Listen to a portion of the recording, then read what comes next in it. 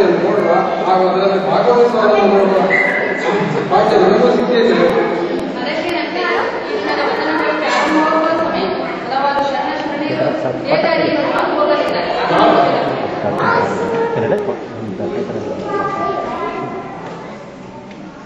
ಯಾರಿಗೆ ತೇಜಸ್ವಿ ಮಹಾನುಭಾವ ಸಾಕ್ಷಾತ್ ಪರಮೇಶ್ವರನ ಪಾವಕರಿಗೆ ತರುವಂತೆ ಕಾಣುತ್ತದೆ.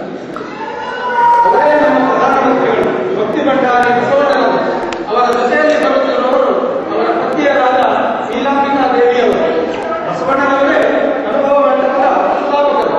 ಸನಾತನ ಧರ್ಮದ ಒಟ್ಟು ಸಂಪ್ರದಾಯಗಳನ್ನು ವರ್ಣಾಶ್ರಮಗಳನ್ನು ಧಿಕ್ಕರಿಸಿ ತಮ್ಮ ವಚನಗಳು ಮತ್ತು ಸಾಮಾಜಿಕ ಕ್ರಾಂತಿಗಳ ಮೂಲಕ ದೀನದಲಿತರ ಉದ್ಧಾರ ಮಾಡ್ತಾ ಇದ್ದಾರೆ. ನುಡಿದರೆ ಮುತ್ತಿನ ಹಾರದಂತಿರಬೇಕು, ನುಡಿದರೆ ಮಾಣಿಕ್ಯದ ದೀಪ್ತಿಯಂತಿರಬೇಕು, ನುಡಿದರೆ ಸ್ಫಟಿಕದ ಸಲಾಗೆಯಂತಿರಬೇಕು, ನುಡಿದರೆ ಲಿಂಗ ಬಚ್ಚಿ ಅಹುದಹುದೆನ್ನಬೇಕು. ನುಡಿಯೊಳಗಾಗಿ ನಡೆಯದವರ ಮೆಚ್ಚನ ನಮ್ಮ ಕೂಡಲ ಸಂಗಮ ದೇವ. ನೀನ ಅನುಭವ ಮಂಟಪದಲ್ಲಿ ಶರಣಶರಣೆಯರ ಆಗಮನಕ್ಕಾಗಿ ಎಲ್ಲ ಸಿದ್ಧತೆಗಳು ಆಗಿವೆ. ಎಲ್ಲವೂ ಸಿದ್ಧವಾಗಿದೆ ಸ್ವಾಮಿ. ದೂರದ ಊರಿನಿಂದ ಬರುವ ಶರಣರಿಗಾಗಿ ಸ್ನಾನದ ಮನೆಯಲ್ಲಿ ನೀರು ಮತ್ತು ಹಾಗೂ ಉಡುಗೆಗಳು ಹಾಗೂ ಅಡುಗೆ ಮನೆಯಲ್ಲಿ ಪ್ರಸಾದೋತ್ತರ ಸಿದ್ಧತೆಯೂ ಆಗಿದೆ ಸ್ವಾಮಿ. ಹಾಗಾದರೆ ಅನುಭವ ಮಂಟಪದ ಕಡೆ ನಾವು ಪ್ರಯಾಣ ಬೆಳೆಸೋಣ.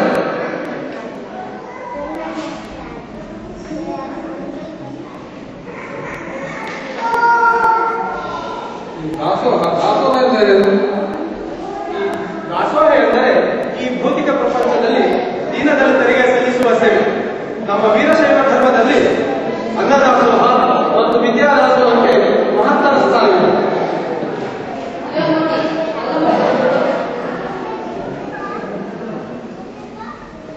ಇದು ನೋಡಿ, ಎಲ್ಲ ಮಕ್ಕಳು ಮತ್ತು ಅನುಭವ ಮಂಟಪಕ್ಕೆ ಬಂದಿದ್ದಾರೆ.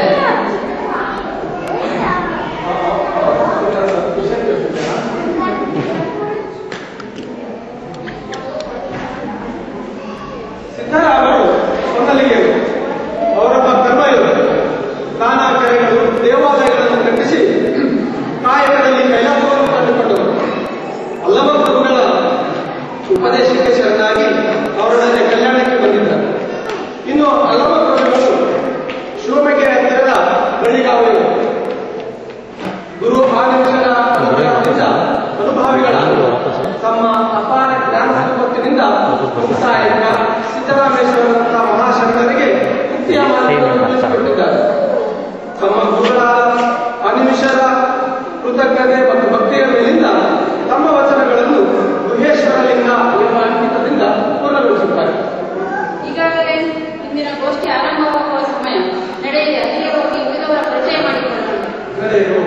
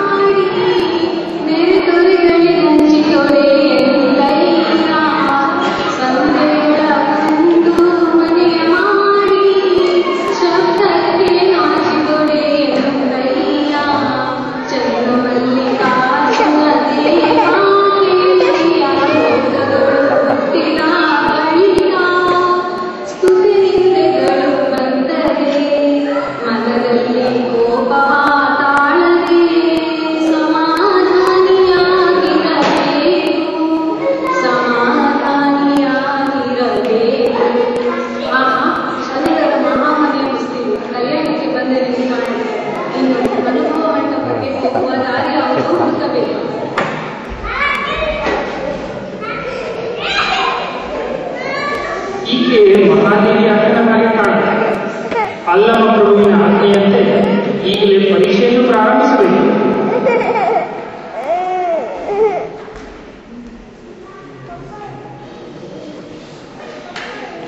ನೀನು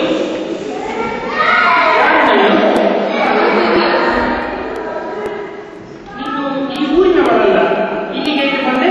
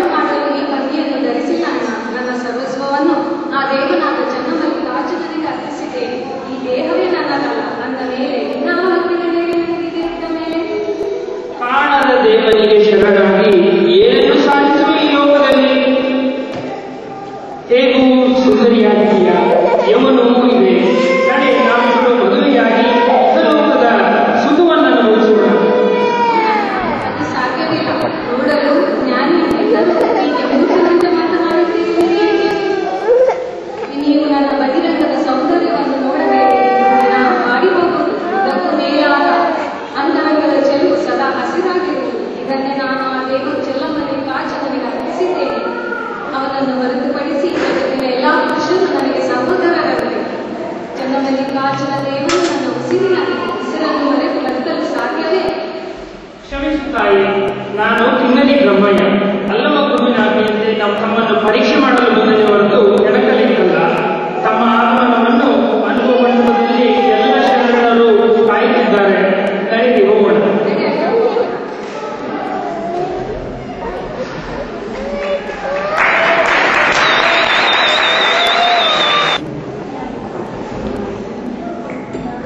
ಇಂದಿನ ಅನುಭವ ಮಂಟಪದಲ್ಲಿ ಸೇರಿದಂತಹ ಎಲ್ಲ ಶರಣರಿಗೂ ಸ್ವಾಗತವನ್ನು ಕೋರುತ್ತಾ ಪ್ರಭುಗಳ ಅಪ್ಪಣೆಯಾದರೆ ಇಂದಿನ ವಚನಗೋಷ್ಠಿಯನ್ನು ಪ್ರಾರಂಭಿಸೋಣವೇ?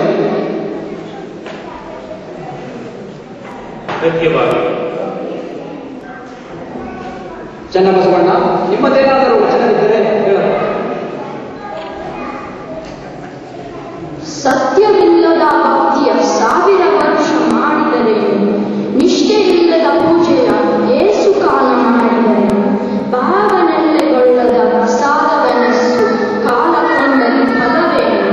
ಅಭ್ಯಾಸವಾಯಿತಿಲ್ಲದೆ ಒಬ್ಬವರೊಬ್ಬರ ಕಂಡು ಮಾಡುವರಲ್ಲದೆ, ಸಹಜವಿಲ್ಲ, ಸಮಾಯಕ್ಕಿಲ್ಲ, ನಿಜವಿಲ್ಲ.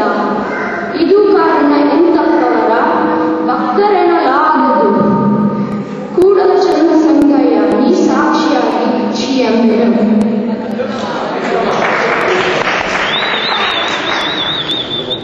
ಬಸವಣ್ಣನವರೇ, ಇನ್ನೊಂದು ವಚನ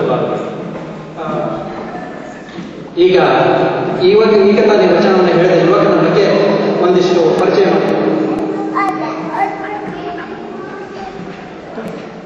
ಇವರೇ ಚನ್ನಬಸವಣ್ಣನವರು. ಇವರು ಬಸವಣ್ಣನ ಅಕ್ಕನ ಮಕ್ಕಳು. ಇವರ ತಾಯಿಯಾದ ಅಕ್ಕನಾಮಮ್ಮ ಸಹ ಅನುಭವ ಮಂಟಪದ ಮುಖ್ಯ ಸದಸ್ಯರು. ಚನ್ನಬಸವಣ್ಣನವರು ಕೂಡಲ ಚನ್ನ ಸಂಗಯ್ಯ ಎಂಬ ಅಂಕಿತದಿಂದ ವಚನಗಳನ್ನು ಬರೆಯುತ್ತಾರೆ.